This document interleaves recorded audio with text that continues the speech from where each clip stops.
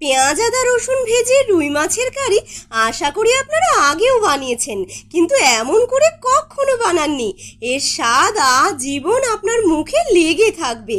এর জন্য মা প্রথমে গ্যাসে কড়াই বসিয়ে অল্প তেল দিয়ে কেটে রাখা আদা রসুন লঙ্কা ও পেঁয়াজ কুচিটাকে পরিমাণ মতো নুন দিয়ে হালকা ভেজে শিলে একে একে মিহি করে বেটে রেখে দেবে। এবার গরম তেলে নুন দিয়ে নুন হলুদ মাখানো রুই মাছগুলো ভেজে নেবে।